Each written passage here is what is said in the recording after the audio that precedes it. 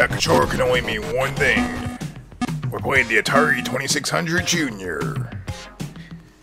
And on today's episode, we're playing Marine Wars for the Atari 2600 Junior.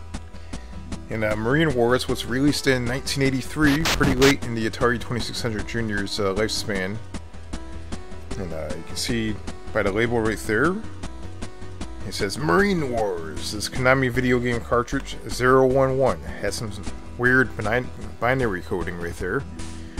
011 indicates that's the third cartridge that Konami released. This is for use with the Atari video game system and Sears Video Arcade. I guess in this game you control like a war vessel boat, and you have to shoot down other boats or something similar to that. I have to check that out. But first, look at the label art. You see the helmet right there with all the war going on. It looks actually pretty cool. And the Marine Wars logo has like nice raster looking graphics. And the end label, it's not cheap. It has the same Marine Wars logo with the raster looking graphics and the Konami logo right there in the corner. You have the Konami logo right there on the bottom of the cartridge also. And the cartridge is definitely molded differently than your normal Atari cartridge. It looks a little bit cooler. So let's pop in Marine Wars and let's check this game out. Right there on the first try, you can see Marine Wars works with no problem, and we're greeted right away by a little sample of what appears to be a massive war going on. Look at this. Where the war vessel right there got sunk down to the bottom of the river or whatever's going on here. I have no idea, but it looks... You have the copyright Konami 1983 at the bottom of the screen.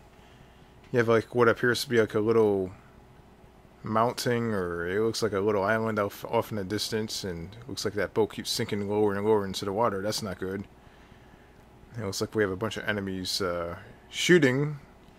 So let's try the game out. We're using a real Atari controller.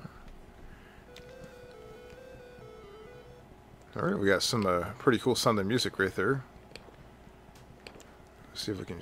Oh, that was cool. The screen flashed like all different crazy colors and the explosion effects. Oh my god, look at that. Oh my god. The explosion effects are awesome. Look at the Atari explosion effects. Watch this. Oh, come on. Shoot him. Shoot. Bam! Look at that. That's cool. That is awesome. Got 400. Oh my god, he shot me.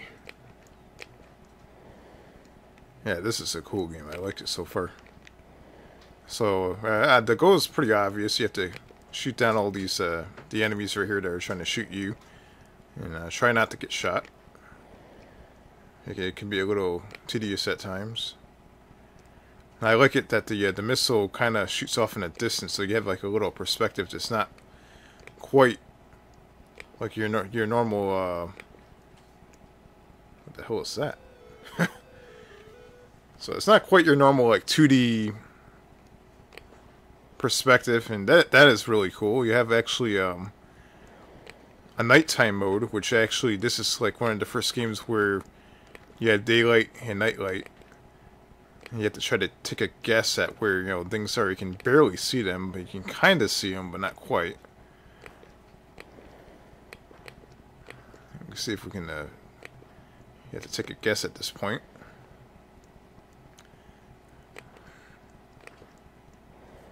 I mean, look at that. I got shot. So, there is no black and white mode in this game either, so that's one thing. Oh! Oh, I thought I got shot. I'm doing pretty good so far. I'm shooting guys off in the distance in the dark. I don't know how the hell I'm doing that. Oh, I got shot. I should have kept my mouth shut. Oh, I got shot again. So you have to watch out. These missiles are a little dangerous at night. You can't see them.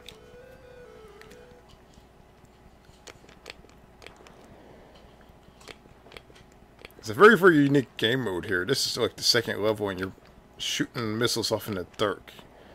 And the only way you can see is by explosion, which is quite realistic. So you kudos to Konami. On the primitive Atari 2600 hardware, they try to make a really realistic aspect to an arcade game here. That's actually pretty cool. And it looks like we don't quite have radar as far as I can see, and I tried to play with the switches. I don't think there's radar in this game, but you pretty much have to take a guess, and pretty much you barely see them, but they are there. You can see like a little bit of gray floating around.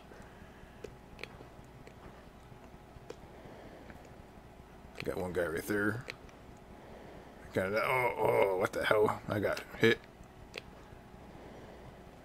Yeah, one of my favorite parts of this game is the explosion effects are pretty awesome. Oh, I got hit. And that would be it. Let me try this one more time. Was there another game mode? What's it got? So there's 2 game modes. Wonder if that's 2 players.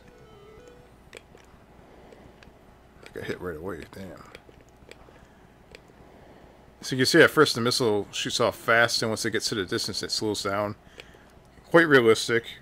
So off in the distance it's going to go slower. So it gives you that like perspective, like it's not quite 3D, but it's like it's really going off in the distance.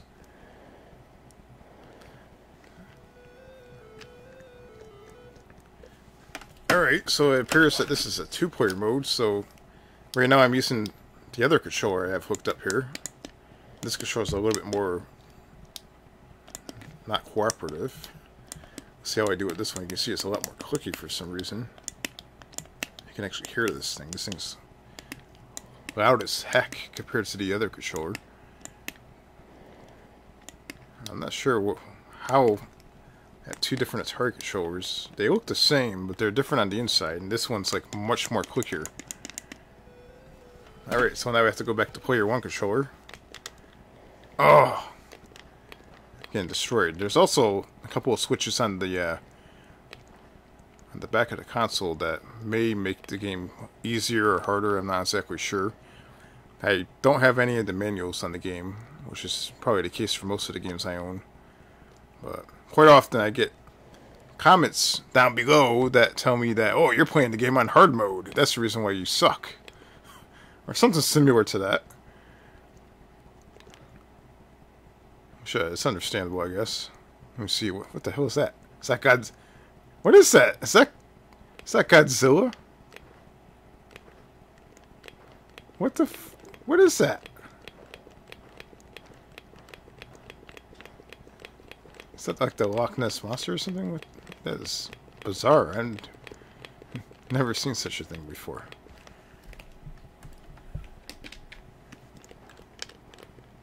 There's like these weird green things coming out of nowhere. I'm not sure what that is. For a second, that was a head and a little bit of a tail that's popping out. I genuinely, I honestly thought it was Godzilla for a second. I was like, oh shit, Godzilla. Alright, I switched controllers. Too late, I died. Oh, here we go. It's that Monster Island off in the distance. We have Godzilla showed up to take care of business. Got sick of all the explosions. You can actually hit the missiles too. Check that out. That was actually pretty cool. Oh no!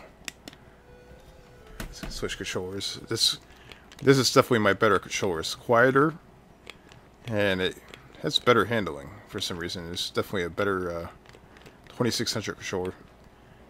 You would never guess. It looks pretty much the same as the other one, but they definitely play a little different.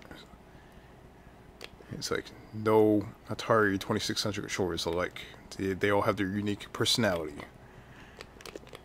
They look the same, but don't judge them. Let me see. Oh! Yeah, so this gets Marine Wars on the Atari 2600. It's actually not bad. It's one of 3 Konami cartridges that I own that are actually real Konami cartridges, not like, you know, Mattel or whatever other publisher. These are actually really published in... They're actual Konami cartridges. They look weird. they look cooler than normal Atari cartridges. The molding is different. They have binary little coding on the actual the cartridges, like 01, 001. It's pretty weird. I don't think there's a fourth one. If there is, just let me know, because I only found 3 of them, according to my research. It looks like I'm doing pretty good. What the hell is that? Oh, what the hell is that?